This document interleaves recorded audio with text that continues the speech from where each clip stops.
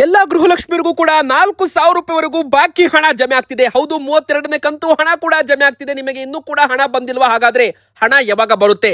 ಗೃಹಲಕ್ಷ್ಮಿಯರಿಗೆ 2 ದೊಡ್ಡ ಸಿಹಿ ಸುದ್ದಿ, ರೇಷನ್ ಕಾರ್ಡ್ದವರಿಗೂ ಕೂಡ 2 ದೊಡ್ಡ ಗುಡ್ ನ್ಯೂಸ್. ಇನ್ನು ಸ್ವಂತ ಮನೆ ಇಲ್ಲದವರಿಗೆ, ಸೂರು ಇಲ್ಲದವರಿಗೂ ಕೂಡ ನಿವೇಶನ ಹಂಚಿಕೆ. ಹೌದು, ಪ್ರತಿ ಜಿಲ್ಲೆಯಲ್ಲೂ ಕೂಡ 50,000 ನಿವೇಶನಗಳನ್ನ ಹಂಚಿಕೆ ಮಾಡಲಾಗುತ್ತೆ. ಸರ್ಕಾರದಿಂದಲೇ ನಿಮಗೆ ಫ್ರೀ ಸೈಟ್ ಸಿಗುತ್ತೆ. 30-40 ಅಳತೆ ಆಗಿರ್ಬೋದು ಅಥವಾ 20-30 ಅಡಿ ಅಳತೆಯ ನಿವೇಶನಗಳನ್ನ ಸಿದ್ಧಪಡಿಸಲಾಗ್ತಾ ಇದೆ.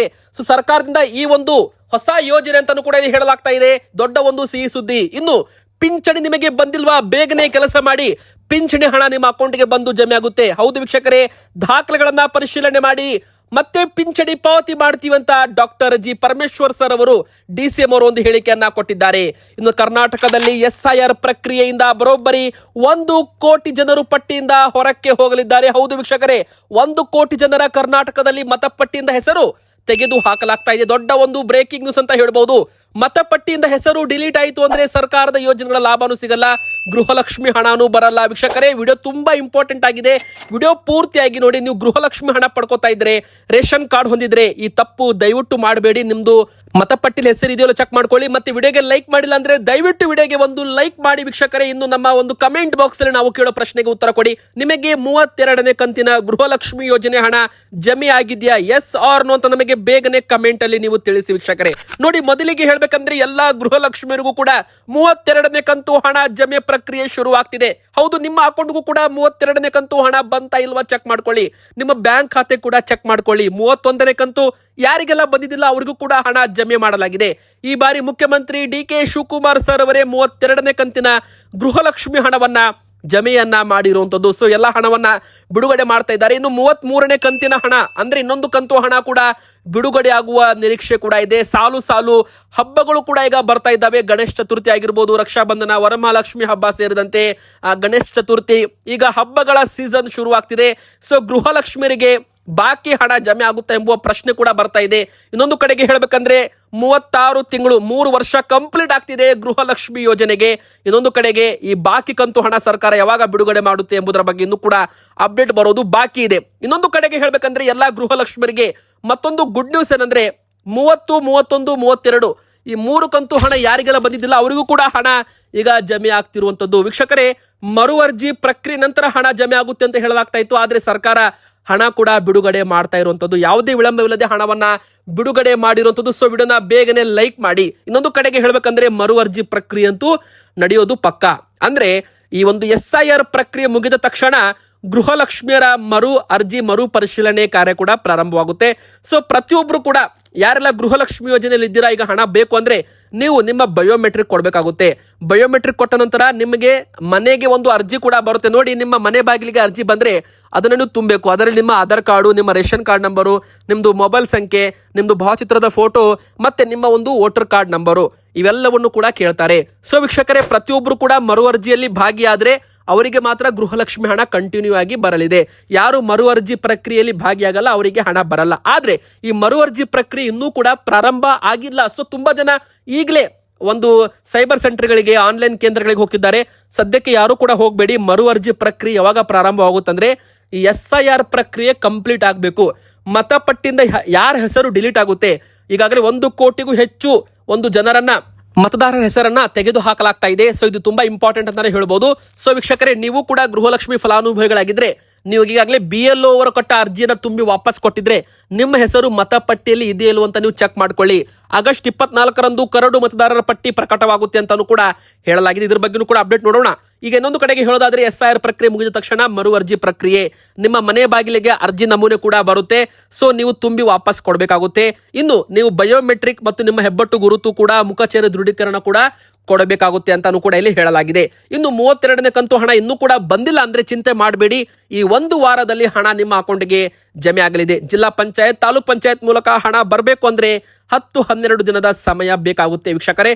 ಸೊ ಯಾರಿಗೆಲ್ಲ 31ನೇ ಕಂತು ಹಣ ಬಂದಿದ್ದಿಲ್ಲ ಅವ್ರಿಗೂ ಕೂಡ ಹಣ ಜಮೆ ಆಗಿದೆ. ಇದು ತುಂಬಾ ಜನರಿಗೆ 30, 31 ಕಂತು ಹಣ ಬಂದಿಲ್ಲ ಅಂದ್ರೆ ಎಲ್ಲ ಅಕೌಂಟ್ ಚೆಕ್ ಮಾಡಿದ್ವಿ, ಎಲ್ಲ ಕರೆಕ್ಟ್ ಆಗಿದೆ, ಹಣ ಬರ್ತಾ ಇಲ್ಲ ಅಂದ್ರೆ ಮರು ಅರ್ಜಿ ಪ್ರಕ್ರಿಯೆ ಪ್ರಾರಂಭವಾಗೋವರೆಗೂ ಸ್ವಲ್ಪ ವೇಟ್ ಮಾಡಿ.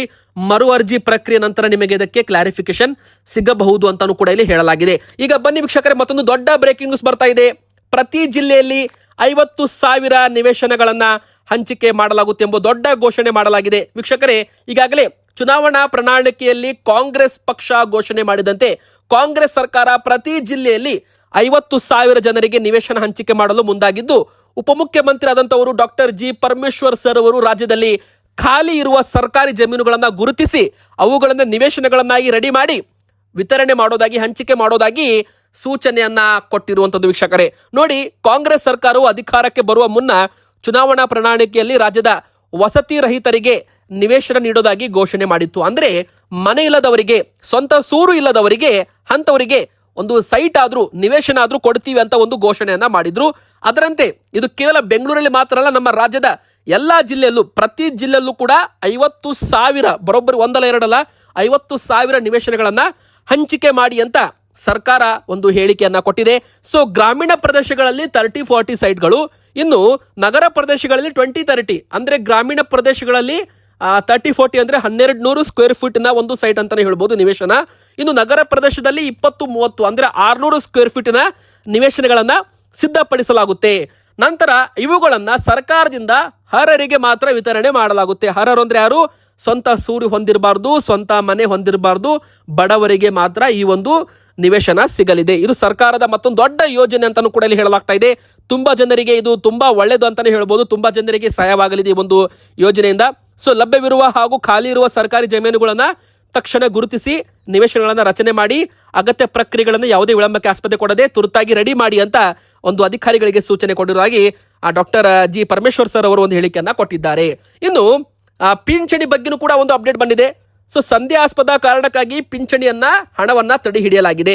ಅಂದ್ರೆ ನೀವು ಸಂಧ್ಯಾ ಸುರಕ್ಷಾ ಯೋಜನೆ ಮೂಲಕ ಹಣ ಪಡ್ಕೊತಾ ಇದ್ರಿ, ಹಣ ಬರ್ತಾ ಇಲ್ಲ ನಿಮಗೆ, ವೃದ್ಧಾಪ್ಯ ವೇತನ ಬಂದಿಲ್ಲ, ಮೈತ್ರಿ ಯೋಜನೆ, ಮನಸ್ವಿನಿ ಯೋಜನೆ, ವಿಧವಾ ವೇತನ ಹಾಗೂ ವಿಕಲಚೇತನರ, ಅಂಗವಿಕಲರ ಪಿಂಚಣಿ ಪಡೆಯುತ್ತವರಲ್ಲಿ ಒಟ್ಟು 23 ಲಕ್ಷಕ್ಕೂ ಹೆಚ್ಚು ಫಲಾನುಭವಿಗಳ ಪಿಂಚಣಿ ಹಣ ಸದ್ಯಕ್ಕೆ ತಡೆ ಹಿಡಿಯಲಾಗಿತ್ತು ಅಂತ ಉಪಮುಖ್ಯಮಂತ್ರಿ ಆದಂತವರು ಡಾಕ್ಟರ್ ಜಿ ಪರಮೇಶ್ವರ್ ಅವರು ವಿಧಾನಸಭೆಯಲ್ಲಿ ಒಂದು ಹೇಳಿಕೆಯನ್ನ ಕೊಟ್ಟಿದ್ದಾರೆ. ವೀಕ್ಷಕರೇ, ಇಲ್ಲಿ ಇಂಪಾರ್ಟೆಂಟ್ ಆಗಿ ಹೇಳ್ಬೇಕಂದ್ರೆ, ನೀವು ದಾಖಲೆಗಳನ್ನ ಕೊಟ್ರೆ ದಾಖಲೆಗಳನ್ನ ಮರುಪರಿಶೀಲನೆ ಮಾಡಲಾಗುತ್ತೆ, ಮತ್ತೆ ನಿಮ್ಮ ಪಿಂಚಣಿ ಹಣ ನಿಮಗೆ ವಾಪಸ್ ಬರುವಂತೇನು ಕೂಡ ಮಾಡ್ತೀವಿ, ಅಂದ್ರೆ ಪಿಂಚಣಿ ಹಣ ಮರುಪಾವತಿ ಮಾಡ್ತೀವಿ ಅಂತ ಸರ್ಕಾರದಿಂದ ಒಂದು ಅಪ್ಡೇಟ್ ಕೂಡ ಇಲ್ಲಿ ಬಂದಿರುವಂತದ್ದು. ವೀಕ್ಷಕರೇ, ಆದಾಯ ಮಿತಿ ಹಾಗೂ ಇತರ ಕಾರಣಗಳಿಂದ ಒಟ್ಟು 23 ಲಕ್ಷ ಮಂದಿಯ ಸಂಧ್ಯಾಸ್ಪದ ಫಲಾನುಭವಿಗಳೆಂದು ಗುರುತಿಸಿ ಸದ್ಯಕ್ಕೆ ಪಿಂಚಣಿ ಪಾವತಿ ತಡೆ ಹಿಡಿಯಲಾಗಿದೆ. ಸ್ಥಗಿತಗೊಂಡಿರೋ ಫಲಾನುಭವಿಗಳು ದಾಖಲೆಗಳನ್ನ ಮರುಪರಿಶೀಲಿಸಿ ಅವರ ಎಲ್ಲಾ ರೀತಿಯ ಅರ್ಹತಾ ಮಾನದಂಡಗಳು ಇದ್ದರೆ ತಕ್ಷಣವೇ ಪಿಂಚಣಿಯನ್ನ ಪುನಃ ಆರಂಭ ಮಾಡ್ತೀವಿ ಅಂತ ಭರವಸೆ ಕೊಡಲಾಗಿದೆ.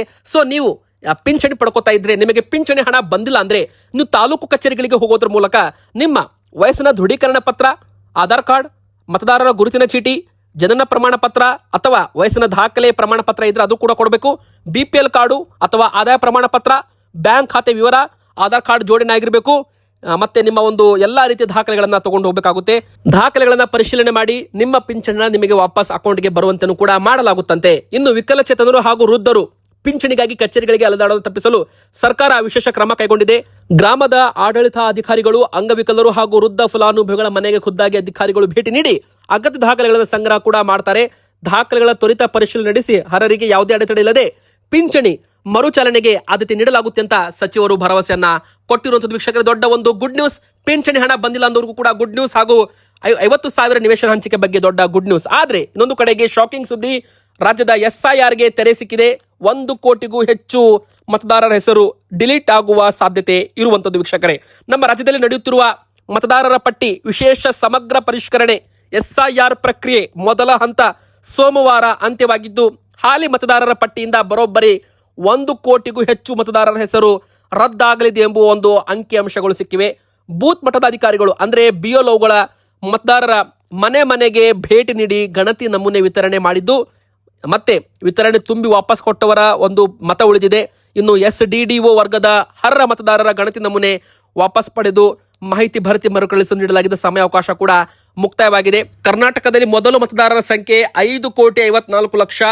SIR ಪ್ರಕ್ರಿಯೆ ನಂತರ ಉಳಿದ ಮತದಾರರ ಹೆಸರು ಗುರುತು 4,60,00,000. ಉಳಿದ ವೋಟಿಂಗ್ ಲಿಸ್ಟ್ ಅಲ್ಲಿ ಅವರ ಹೆಸರನ್ನ ತೆಗೆದುಹಾಕಲಾಗಿದೆ. ಇಲ್ಲಿ ಶಾಕಿಂಗ್ ಸುದ್ದಿ ಏನಂದ್ರೆ, ಅರ್ಹ ಫಲಾನುಭವಿಗಳ ಮತಪಟ್ಟಿನ ಹೆಸರು ಹೋಯ್ತು ಅಂದ್ರೆ ಅವರಿಗೆ ಯಾವುದೇ ಕಾರಣಕ್ಕೂ ಸರ್ಕಾರದ ಯೋಜನೆ ಲಾಭನೂ ಸಿಗಲ್ಲ. ಇತ್ತ ಎರಡನೇದಾಗಿ ಪಿಂಚಣಿ ಹಣನೂ ಕೂಡ ಬರಲ್ಲ. ಮತಪಟ್ಟಿಯಲ್ಲಿ ಹೆಸರು ಇಲ್ಲ ಅಂದ್ರೆ ಮತದಾನದ ಹಕ್ಕು ಇಲ್ಲ ಅಂತ ಅರ್ಥ. ಒಟ್ಟು 1,08,00,000 ಜನರ ಪೈಕಿ ಮೃತರು 16 ಲಕ್ಷಕ್ಕೂ ಹೆಚ್ಚು ಜನ, ಡಬಲ್ ಎಂಟ್ರಿ ಮತದಾರರು 7 ಲಕ್ಷಕ್ಕೂ ಅಂತ ಹೇಳಲಾಗಿದೆ. ಇನ್ನು ಆದರೆ ಪತ್ತೆ ಆಗದ 15 ಲಕ್ಷ, ಸ್ಥಳಾಂತರಗೊಂಡ 65 ಲಕ್ಷ ಹಾಗೂ ಇತರೆ 3,94,000 ಮತದಾರರು ಫಾರ್ಮರ್ 6 ಭರ್ತಿ ಮಾಡಿ ಸೇರಿಕೊಳ್ಳಲು ಮತ್ತೊಮ್ಮೆ ಅವಕಾಶ ಕೂಡ ಇದೆ ಅಂತ ಹೇಳಲಾಗ್ತಾ ಇದೆ. ಸೊ ಫಾರ್ಮರ್ 6 ಅನ್ನ, ಆ ಫಾರ್ಮ್ 6 ಅನ್ನ ನೀವು ಭರ್ತಿ ಮಾಡಬೇಕಾಗುತ್ತೆ. ಸೊ ಮತ್ತೆ ನೀವು ಮತಪಟ್ಟಿಯಲ್ಲಿ ನಿಮ್ಮ ಹೆಸರನ್ನ ಸೇರ್ಪಡೆ ಮಾಡ್ಕೋಬಹುದು. ಸೊ ಯಾರೆಲ್ಲ ಸ್ಥಳಾಂತರ ಆಗಿದ್ದೀರಾ ಬೇರೆ ಒಂದು ಲೊಕೇಶನ್ಗೆ, ಅಥವಾ ಇನ್ನೂ ಕೂಡ ಪತ್ತೆ ಆಗಿಲ್ಲ 15 ಲಕ್ಷ ಜನ, ಅವರು ಮತ್ತೊಮ್ಮೆ ಅರ್ಜಿಯನ್ನ ಕೊಡಬೇಕಾಗುತ್ತೆ.